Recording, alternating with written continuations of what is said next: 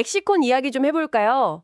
이 반도체 테스트 장비, 특히 메모리 쪽에서 계속 두각을 나타내온 회사인데 작년에 아주 중요한 신제품 승인을 딱 받았어요. 아, 네. CLT 말씀하시는 거죠? 네, 바로 CLT, 컴포넌트 레벨 테스터. 이게 올해 2025년부터 본격적으로 공급되기 시작하면서 와, 시장 기대가 엄청 뜨겁습니다. 뭐랄까 진짜 웅크리고 있던 용이 딱 깨어나서 하늘로 날아오를 준비를 하는 것 같달까요? 네. 그 CLT에 대한 기대감이 높은 건 저도 동의합니다. 근데 한 걸음만 좀 물러서서 냉정하게 볼 필요도 있어요. 엑시콘이 작년, 그러니까 2024년에 적자를 면치 못했거든요. 아, 작년에 좀 어려웠죠. 네. 그리고 올해 2025년 전체로 봐도 이게 연간 흑자 전환은 솔직히 쉽지 않아 보입니다. CLT 매출이 이제 정말 막 발생하기 시작하는 그런 단계고, 또 이 신제품 하나만으로 회사 전체 상황이 갑자기 확 좋아진다? 이렇게 보기는 좀 어렵거든요. 일단 엑시콘이 정확히 뭘 만드는 회사인지부터 간단히 짚고 넘어가죠. 네, 그게 좋겠네요. 주로 메모리 반도체, 예를 들면 D램이나 낸드 플래시 같은 거예요. 그리고 SSD와 같은 저장 장치, 또 시스템 온칩, SoC라고 하죠. 이런 비메모리 반도체를 검사하는 장비, 이걸 전문으로 만듭니다. CLT가 이렇게 주목받는 이유는 그 D램 생산 과정 중에서 칩 상태에서 테스트하는 컴포넌트 테스트 영역이 있어요. 거기는 그동안 일본의 어드반테스트 같은 해외 기업들이 거의 독점해 왔거든요. 맞아요. 외산 장비가 꽉 잡고 있었죠. 네. 근데 엑시콘이 이 시장에 국산 장비로 그것도 성공적으로 진입했다는 것 자체에 큰 의미가 있는 겁니다. 맞아요. 바로 그 점이죠. 아, CLT는 정말 흥미로운 제품이에요. 디램 만드는 공정이 엄청 복잡하잖아요. 네, 그렇죠. 근데 이 CLT는 디램 칩을 웨이퍼에서 딱 잘라낸 다음 패키징하게 바로 전 상태에서 테스트하는 장비. 이렇게 생각하면 되죠? 네, 맞습니다. 컴포넌트 단계 테스트죠. 기존에는 2단계에서 좀 오래된 외산 장비로 그냥 기본적인 검사만 해왔다고 하더라고요. 그런데 삼성전자에서 이제 디램 수익성을 더 높여야겠다. 그래서 성능 좋은 새 장비가 필요하다. 이런 요구가 있었고 엑시콘이 바로 거기에 딱 맞춰서 CLT를 개발해낸 거예요. 성능이 정말 대단해요. 영하 20도, 엄청 춥잖아요.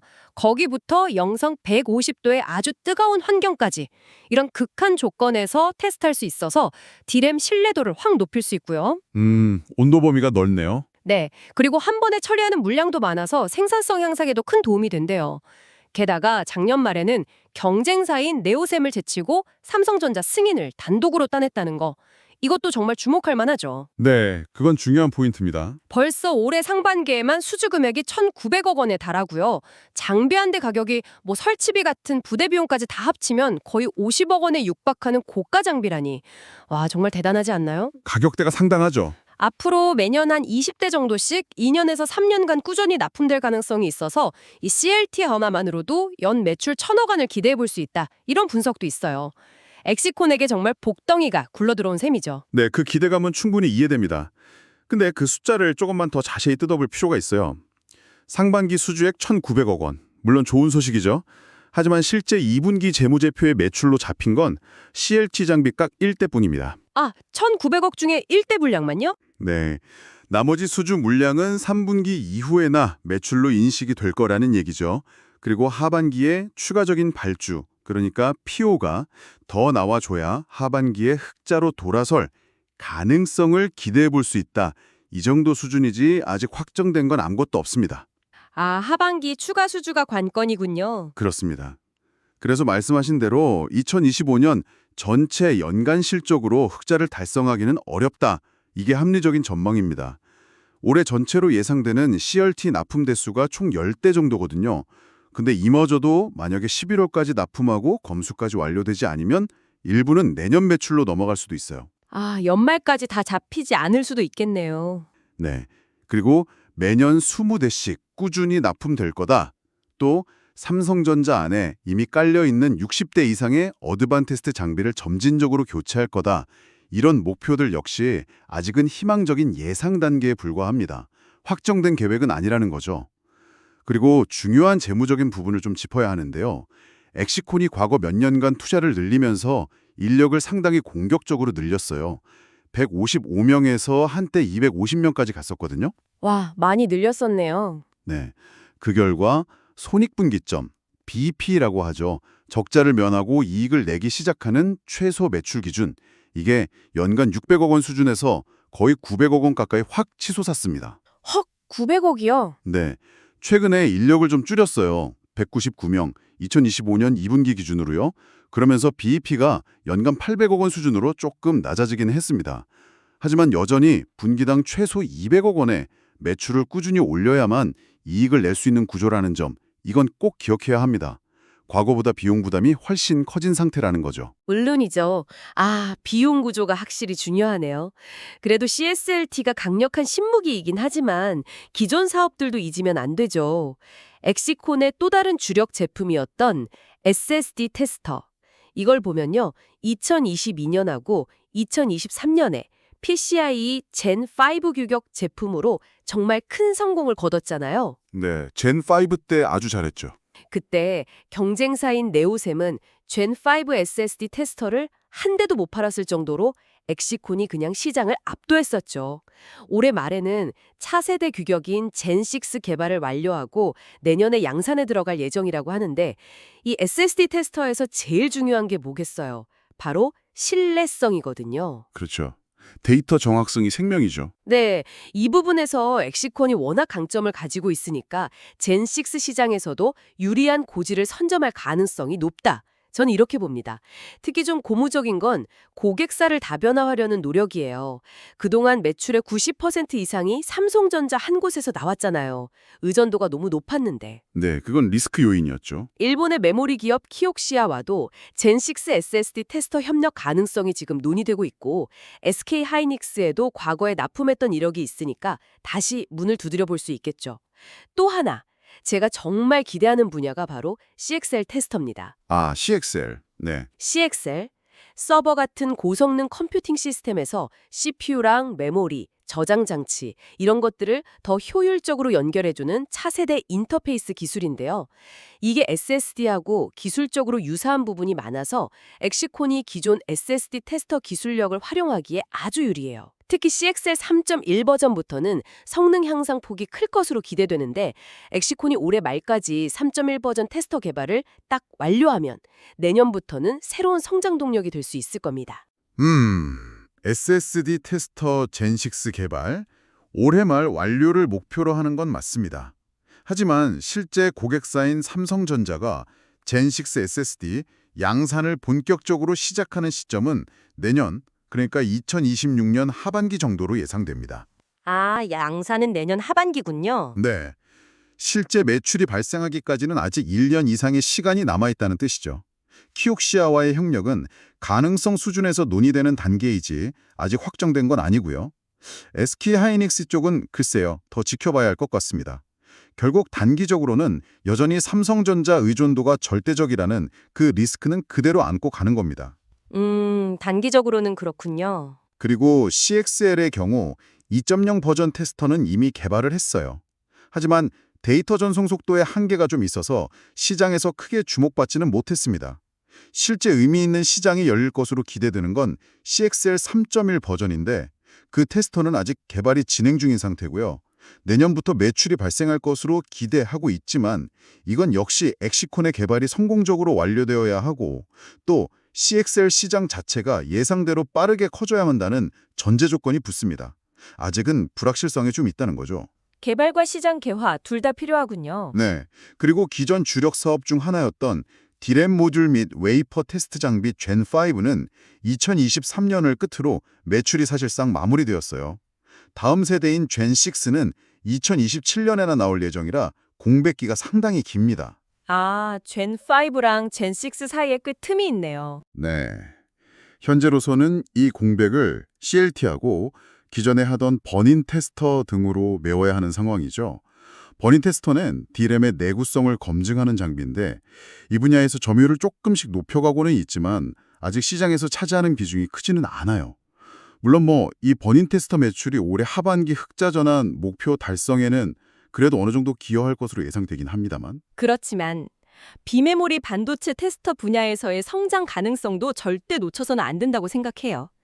엑시콘이 국내에서는 처음으로 CIS, 이미지 센서 테스터를 개발해서 삼성전자 시스템 LSI 사업부에 최종 승인까지 받았다는 거, 이거 정말 큰 의미가 있어요. 네, CIS 테스터 개발은 의미가 있죠. 스마트폰 카메라나 자동차 카메라에 들어가는 바로 그 이미지 센서 말하는 건데요. 이 분야 테스트 장비는 거의 다 일본이나 미국 회사들이 꽉 잡고 있었거든요. 근데 엑시콘이 국산화에 성공하면서 외산 장비 대비 한 60%에서 70% 수준의 가격 경쟁력까지 갖췄다고 하니까 만약에 삼성전자가 CIS 분야 투자를 다시 본격적으로 시작한다? 그러면 엑시콘이 거의 독점적인 수혜를 입을 수도 있습니다. 가격 경쟁력은 있겠네요. 단순히 스마트폰용 CIS뿐만 아니라 앞으로 성장성이 더 기대되는 자동차용 CIS 테스터 시장까지 공략하고 있다는 점도 주목해야 하고요. 말레이시아의 한 업체와는 내년에 CIS 테스터 양산 투자를 함께 진행할 예정이라는 소식도 들려옵니다. 여기서 그치지 않고 더 먼 미래까지 보고 있어요. 테슬라에 탑재될 것으로 예상되는 자율주행 관련 AP, 그러니까 애플리케이션 프로세서 칩이죠. 이 테스터 개발 후보 3곳 중 하나로 엑시콘이 포함되었고요. AP 테스터 후보로요? 네. 그리고 2028년 상용화를 목표로 디스플레이 구동칩, DDI 테스터까지 개발하고 있다고 하니 장기적으로는 2천억에서 3천억 원 규모에 달하는 비메모리 테스터 시장을 새롭게 개척할 수 있다. 이런 청사진을 그리고 있는 겁니다. 이건 정말 대단한 잠재력 아닌가요? 네, 그 CIS 테스터 개발 성공과 삼성전자 승인 자체는 분명 의미 있는 성과입니다. 국산화 성공, 기술력 인정, 다 긍정적이죠. 하지만 현실을 좀 보면요. 현재 CIS 시장 상황이 매우 안 좋습니다. 관련 업계에서는 시장이 거의 죽었다 이렇게 표현할 정도로 수요가 부진하고 재고가 쌓여 있는 상황이에요. 시장이 안 좋군요. 네, 그러다 보니 당연히 삼성전자도 CIS 분야에 대한 대규모 신규 투자를 망설이고 있고요. 따라서 엑시콘이 테스터를 개발하고 승인까지 받았다고 해도 실제 의미 있는 규모의 매출이 발생하기까지는 상당한 시간이 걸릴 수 있습니다. 말레이시아 업체와의 양산 투자 역시 아직은 내년 예정일 뿐이고요. 구체적인 진행 상황은 더 지켜봐야 합니다. 그리고 AP나 DDI 테스터 개발은 목표 시점이 2028년이잖아요. 이건 매우 장기적인 관점에서 봐야 하는 프로젝트입니다. 벌써 3년 뒤의 일이죠. 네, 시간이 좀 걸리긴 하겠네요. 개발이 성공적으로 완료될 수 있을지도 아직 미지수고요. 특히 AP 테스터 분야는 다른 경쟁사들도 뛰어들고 있습니다. 2, 3천억 원 규모의 시장이 열릴 거라는 전망 역시 아주 먼 미래의 가능성에 대한 이야기일 뿐이지 당장 내년, 내후년의 실적 개선과는 거리가 좀 멉니다. 물론 넘어야 할 산도 많고 시간도 필요하겠지만 저는 그래도 엑시콘이 CLIT를 시작으로 SSD, CXL, CIS 그리고 장기적으로 AP까지 이렇게 제품 포트폴리오를 다각화하고 있다는 점 자체에 좀 큰 의미를 두고 싶어요. 포트폴리오 다변화는 긍정적이죠. 예전처럼 특정 제품이나 특정 고객사에 대한 의존도가 너무 높으면 시장 상황이 조금만 바뀌어도 회사가 크게 휘청일 수 있잖아요. 그렇죠. 그런데 이제는 CLT 덕분에 전통적인 반도체 비수기에도 어느 정도 안정적인 실적을 기대할 수 있는 기반이 마련되었고 내년 2026년부터는 연매출 1,000억 원 이상을 꾸준히 달성할 수 있는 회사 구조가 만들어질 수 있다. 이런 분석이 나오는 거잖아요. 현재 생산 능력 CPA만 봐도 기본적으로 CLT 장비로만 연간 1,800억 원, SSD 테스터로 400억에서 500억 원 정도의 매출을 감당할 수 있고 만약에 CIS 시장까지 본격적으로 열린다면 최대 3천억 원까지도 생산이 가능하다고 하니 성장할 수 있는 그릇 자체는 충분히 마련된 셈 아닐까요? 그 연매출 1,000억 원 이상 구조, 생산 능력 3천억 원, 이 숫자들은 전부 최상의 시나리오가 실현되었을 때 가능하다는 잠재력을 보여주는 것이지 이게 결코 보장된 미래는 아닙니다. 다시 한번 강조하지만 높아진 손익분기점, 연간 800억 원이라는 이 허들을 꾸준히 넘어서는 안정적인 매출을 달성하는 것이 무엇보다 중요합니다. 네, 꾸준한 매출 달성의 핵심이겠네요. 그러기 위해서는 새로운 캐시카우 역할을 해줘야 하는 CLT가 예상대로 매년 꾸준히 납품되어야 하고요. 동시에 CXL, CIS 같은 신규 사업들이 계획대로 성공적으로 시장에 안착해야만 합니다. 이 중에 하나라도 삐걱거리면 전체 시나리오가 흔들릴 수 있어요.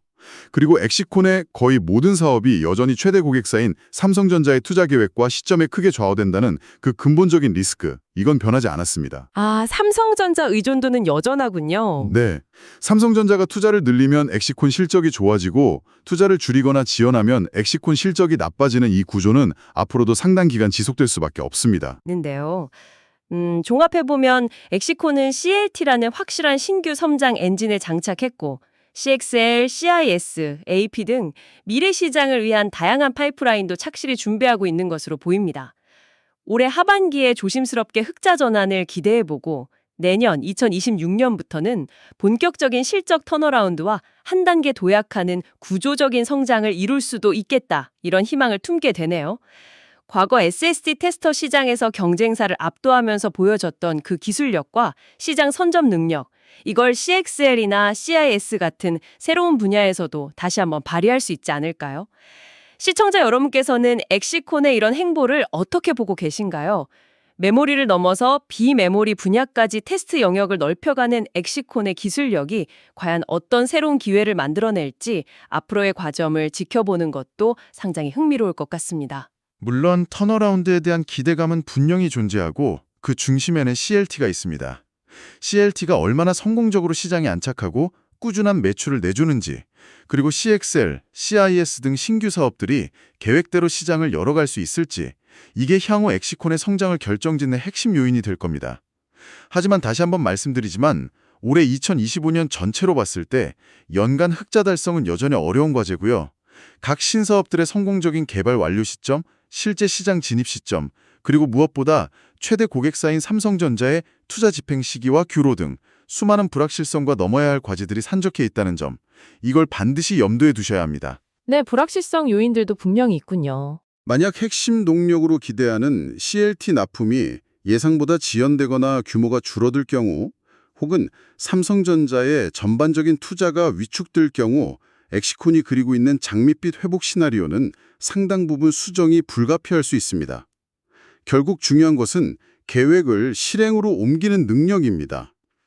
엑시콘이 제시한 여러 청사진들이 얼마나 현실 속에서 구현될 수 있을지, 특히 삼성전자의 투자 전략 변화나 글로벌 반도체 시장 환경 변화와 같은 외부 변수에 얼마나 유연하고 효과적으로 대응해 나갈 수 있을지, 이것이 앞으로의 성장을 결정짓는 가장 중요한 변수가 될 것입니다.